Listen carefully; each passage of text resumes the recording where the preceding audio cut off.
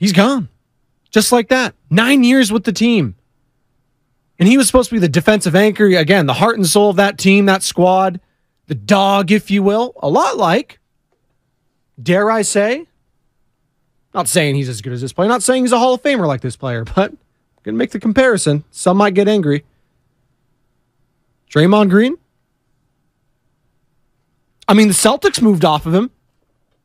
Didn't even bat an eye. I mean, they pivoted pretty damn quick. Now, there were early reports from Shams Charania, Woj. Marcus Morris could be involved, Malcolm Brogdon. That fell through. So after all is said and done, Kristaps Porzingis is a Celtic, Marcus Smart is a Grizzly, and Tyus Jones, Danilo Gallinari, Mark Muscala are Wizards. Good morning to all of you on Twitch and YouTube. We are up and running. Shout out Sam Lubman for helping me with some technical difficulties this morning. So thank you, Sammy. Appreciate you. Sam doesn't have to do that, by the way. This is a solo show. When the pregame show started, we were in here by ourselves. We didn't have any producers or anything like that. Shout out to great Matt Kolsky for getting this show on the airways in its inception. Stephen Langford taking over for him, setting the tone year in and year out. And finally, I take over for Stephen. But it's always us solo dolo. But Sam, these last few months, he's gotten here early. He's moved to Oakland now. And he's helped out if he sees me in some sort of a pinch. So I appreciate that. He knows I can't go anywhere. I'm stuck in here. I don't have someone else walking around, someone else on the board. It's all me. But Sam, I give him credit as well. He helps me out when he doesn't need to. He's prepping for the morning roast. They got a lot today. And this station has a lot today. Again, NBA draft, Warriors, number 19 pick. What's going to happen? Are they even going to make the selection? Are they going to trade up? What is going to go down? Do you want them to make the pick? Do you want them to make a big splash trade? 888-957-9570. And we'll continue to discuss the Giants winning 10 straight yesterday. And that wasn't even the big talking point, right? What was the big talking point? Well, we talked about it yesterday as it pertained to the Rangers and White Sox. Bruce Bochy getting heated as it pertained to a horrible, horrible call. And that one was Jonah Heim clearly was not in the base path when he tagged out Elvis Andrus. Should have been end of inning, heading to the ninth, 6-5 Rangers. Instead, Andrus gets the call. They overturn it. Bochy gets tossed. Tie game. White Sox end up taking the lead in that inning and winning the game 7-6 overall. And Bochy was pissed, and rightfully so. But what happened yesterday makes me think that part of what took place in that Rangers-White Sox game had an effect. Because that one was such a bad call that if they didn't call catcher's obstruction yesterday in that game, heads were going to roll. People were going to be so angry. They're going to be like, whoa. So that one that's way worse is not going to get called, yet ours does. I could understand that. I get it. Because the Jonah Heim one was not even close. Yesterday, I think it's debatable. Now, if you like the rule, I'm not really going to get into that. It is what it is. Scott Cousins, Buster Posey, we discussed it yesterday. The catcher's obstruction came into being 12 years ago. And quite honestly, when these things, I need to look up the stat. I couldn't find it. And maybe during the break, Sam Lubman will help me out. That guy's tapped into all the baseball reference websites, all that sort of stuff. I want to be able to track the catcher's obstruction calls per year since its inception, because I feel like more often than not, it's never called. Like, I'm watching these A's and Giants games constantly, and I feel like it's almost never called. So we'll get in on that. But 888-957-9570. It's 10 straight. Giants don't care how it's done. They get the job done. 4-3 over the San Diego Padres. Man, this team just doesn't lose. It's pretty crazy.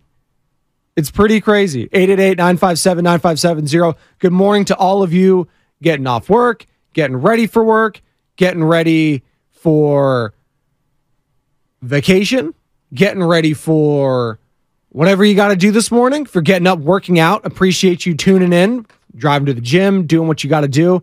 Appreciate you trying to better yourself. It's a grind out there. Your boy was struggling. Usually I eat lunch after I work out, but yesterday I was like, man, I'm so damn hungry. So I ate a nice salami sandwich, some provolone cheese, nice sourdough roll. It was delicious. Then about an hour later, after that pre-workout kicked in, I was walking some hills of Oakland with the baby strapped to my chest with the dog. It was a struggle, to say the least. It was a struggle. But you know what? I persevered. I wanted to throw up. I didn't. Held it in. Because those hills, not only in Oakland and San Francisco, if you're walking them, they can be treacherous. It's a nice little workout, though. I hate people using the Stairmaster. I get it if you're not in like a hilly area, but get out there. Feel the air. Walk around. If you're not in a hilly area, I understand, but if you are, go walk in your neighborhood. Unless it's kind of sketch, then by all means, don't. 888-957-9570. Here's some of the highlights from the Giants. It feels like they're just all running downhill right now at a crazy speed. They ain't going uphill. Here's how things got started. And Manny Machado. This kind of signaled to me what the game was going to be like early in the fourth inning and what the Padres have been doing. Manny being Manny, caught tagging the top of the fourth to end the inning. What are you doing, man? Down the line, Conforto giving chase, and he'll make the catch up against the sidewall.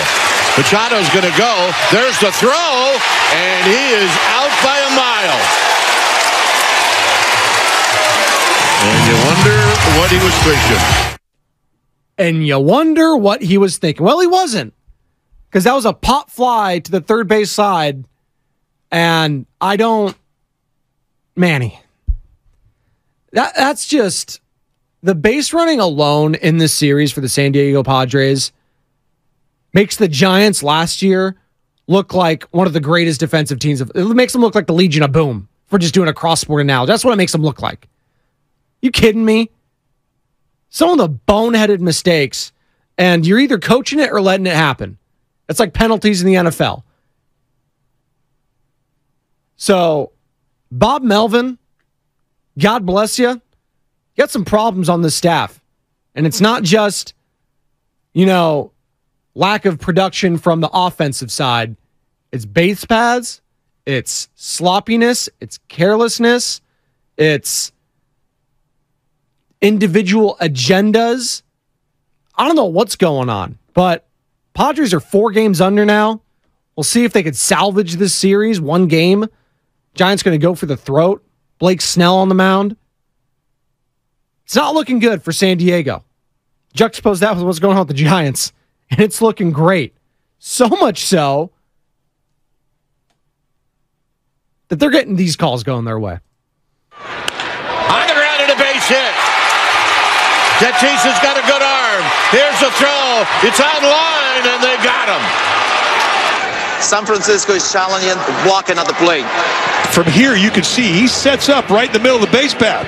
That forces an outside route from Sable, and that's blocking the plate. We're going to call a violation on the blocking. The run is scored. So they switched the call. They called the violation there. 3-0. Jock Peterson RBI. And then J.D. Davis to put an exclamation point on an awesome 5th inning for the San Francisco Giants. Line drive. Into right field, a base hit. Here comes Peterson. The throw wide to third. 4-0. And that's all they needed. They go on to win 4-2. But the story obviously was the catcher's obstruction, interference, whatever you want to call it. And here is first Gabe Kapler, manager of the San Francisco Giants, discussing that overturn.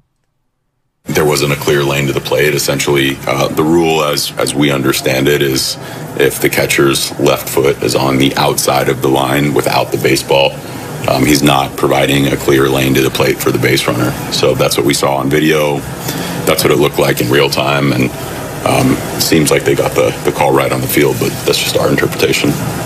Do you like, or they got the call right on replay. Right. Do you like the spirit of that rule? Like you said, they may have gotten it right and you challenged it accordingly, but do you think that's what the intent of the rule is? Does that come into play in that particular sequence? I don't get too subjective about rules. It's not my role or my responsibility to analyze them. It's more like, how can we be good within the construct of those rules? Did you like the send by Hallberg? Obviously 2 outs, but Tatis cannon. Without question, it's the right play. When you do have 2 outs, you're going to make an outfielder throw you out at the plate more times than not, and Mark's been great with that call. I thought that was a fine one as well. Gabe Kapler, listen, I'm not here to talk about the damn rule. The rule's the rule. And it went in our favor. I'm not going to complain about it. And the rule came into being because our starbuster Posey, just a few years removed from the league, broke his leg. Was out for the year.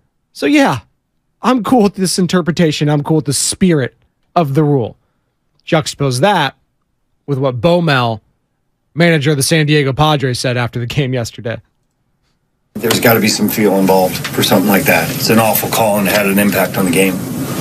From your viewpoint, why shouldn't it have been called based on the fact the runner was out by so much? Or I think all the way around. The base runner's way down the line towards their dugout. At some point in time, you have to go get him. The throw took him up the line as well.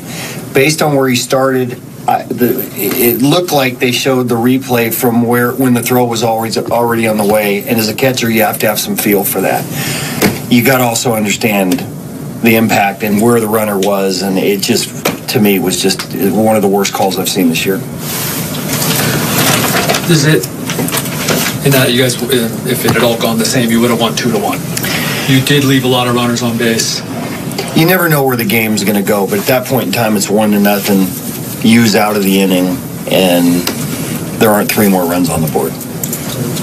Are we understanding they don't have to award him that run? They overturn based on. I think there's a lot of interpretation involved, and that's where the field, for me, the field becomes, you have to have some feel for that. It was an obvious play. It was an obvious out. Was there any explanation related to you from New York? There's never any explanation, by the way. The only one that ever explained things, and actually they're starting to do it in the NFL a lot more, which I appreciate, the officials explaining the thought process with certain calls. Like Ed Hockley used to do that a lot, and Ed Hockley, I mean, he's over the top, but he would explain things at times and be like, I still think your interpretation's wrong, but I appreciate you trying to explain the thought process on that pass interference or whatever the hell the call was. So the NFL does a good job at that. I think Major League Baseball should adopt some of what the NFL is doing as it pertains to relaying information to the fan base at the game and on television. After all, it's a television product, and that's why we installed this pitch clock. So go ahead and just explain to the fans what's going on. Like, why did they make that call? And I know it's coming in from New York, so maybe that's hard to relay all that. But come on. We're paying money here. We want to know what's happening. So it is what it is. Changed the game. It absolutely did. Bomel's right. I don't know if they still win the game. The Padres, it seems like they're just finding ways to lose, and the Giants, they're finding ways to win. It's as simple as that. So maybe they lose the game anyways. But that was a massive, massive call. I'm being told in my ear we actually have more Bob Melvin sound. He actually just spoke again. Oh, let's take a listen. You know, those guys, I mean, they're not making the call. I get that. I just want to get clarification on exactly what was called. I couldn't hear, and for that call to be made, I'm dumbfounded. It's absolutely one of the worst calls I've ever seen, and it was done by replay. I just don't get it. I don't care how many times they'll try to explain it. You can't do that in that situation. It's a shame. It's embarrassing, really. Wow. Bruce Bochy, obviously not Bob Melvin, for those that didn't get the joke there. It's a shame. It's embarrassing. I love Boch. Can't wait for that series with Texas. Oh, man. Catcher's obstruction. Didn't think we were going to be talking about that enough the last 2 days, but here we are. And Sam, I don't know if you heard me earlier. Is there a way for us to find and track, at the break, you're going to help me out here, try to track these year to year, because it feels like that is almost never called, and it's called in back-to-back days. So we're going to get on that as a station, and we're going to get on you as a station because we want you to be involved with today's show and today's programming here on the pregame show and at 95.7 The Game. 888-957-9570. It's a big, big day. Giants win 10 in a row. NBA draft is tonight. Warriors picking 19. Are they going to make the pick? Should they make the pick? Should they trade up? 888-957-9570. It comes down to that for me. And we'll continue to take your calls and texts as it pertains to the Giants. We are up and running on Twitch and YouTube. Search 95.7 The Game, like and subscribe. Also, be sure to download that Odyssey app and favorite 95.7 The Game for all your Giants, Warriors, and San Francisco 49ers coverage here in the Bay. But shift over to the NBA draft for a bit, and it comes down to that. Should they even make a pick tonight? Doesn't matter who it is to me. Well, it isn't guard out of Michigan or a power forward. I don't care. 19th pick, yeah. Could be great, could be not. Total crapshoot. But will they even make a selection at all? And do you want them to, Warriors fans? Because we've already seen trade take place last night. If you're just joining us, Celtics, Grizzlies, Wizards have the framework of a trade in place. Celtics get Kristaps Porzingis, number 25 overall pick, and a 2024 first-round pick. Grizzlies get Marcus Smart. Wizards get Tyus Jones, Danilo Gallinari, Mike Muscala, and the number 35 pick. The Marcus Smart part of this is interesting to me. And I compared it a little bit. I think I triggered the text line just a little bit. Nicole, my family, Pandy Zandy, Cowboy, Luis Robertson, Morale, all y'all, Nick Cooper, my wife left me. I'm sorry about that, Nick. Hopefully things change. I feel great that you feel confident in sharing that at 5:20 in the morning on the pregame show, Joe Spadoni. My wife left me. That was a thing for a long time on Twitter. All I saw was my wife left me. Whenever Woj, whenever Shams or Adam Schefter or anyone tweeted something, my wife left me. Let's jump the shark a little bit, though. Woj tweets, it's a safe space. Oh, my God. It's just some of the things that you always used to... What was it? For a long time, the instant first thing you always saw to get like Warriors blew a 3-1 lead. Was that the every single reply ever on Twitter? Oh, and you'd find all sorts of memes, too. It's like, don't let the fact that such and such happened distract you from the fact that the Warriors blew a 3-1 lead. Oh, my God. My favorite was, don't let the Warriors winning a title distract you from the fact that the Warriors blew a 3-1 lead. There you go. That was like the peak right there. It's like, okay, now we can put this to rest, right? And no, we could not. It's just as, where are we at in society here? Oh, my God. What is it now? Don't let that distract you from the fact that Zion Williamson has a sex tape out there. Is that the new one? By the way, Mariah Mills, the porn star that allegedly said that, yeah, she got banned on Twitter. Probably shouldn't be doing that. And the amount of time she kept saying, I'm not going to talk about it anymore, but then kept talking about it. God, what a mess that is. Could Zion be traded tonight? That would be wild. What else is going to go down tonight? Zion going to be traded for a porn star to be named later? I'm kidding. Cowboy, hope they trade up to get Derek Lively, improve the D. Do they need that? Like, honestly, is anyone that the Warriors are going to draft this year going to make that big of an impact for this team next year? If it is, I would be more likely to believe it would be a guy that was a 3 or 4 year starter. I mean, we saw it last year with Christian Braun, not Braun, for the Denver Nuggets. 3-year starter out of Kansas. He came in, knew his role, scored, defended, rebounded, did his thing. His defense wasn't great, but first year rookie, I didn't expect his defense to be awesome. He was in there, and the lights just didn't look too bright. Found a role, and he stuck to it. A lot like Moses Moody did for the Golden State Warriors last season. Second-year player. He was a one and done, but he's more of an old soul. Everyone talks about that as it pertains to Moses Moody. Wise beyond his years. Played for Bus Eric Musselman out in Arkansas. He knows how to coach him up right. And listen, wasn't easy for him at all last season. Up and down in the G League, down and back from Santa Cruz. But ultimately, he showed out, improved, that the moment wasn't too big for him. Was in the right spots at the right time, played solid defense, hit timely threes, and he was a part of the rotation in that Lakers series. But Jonathan Kuminga's got to be the guy going forward. And will he be a part of this team? Will Jordan Poole be a part of this team? They're at this crossroads. We keep using that word, right? Meet me at the crossroads. We keep talking about that.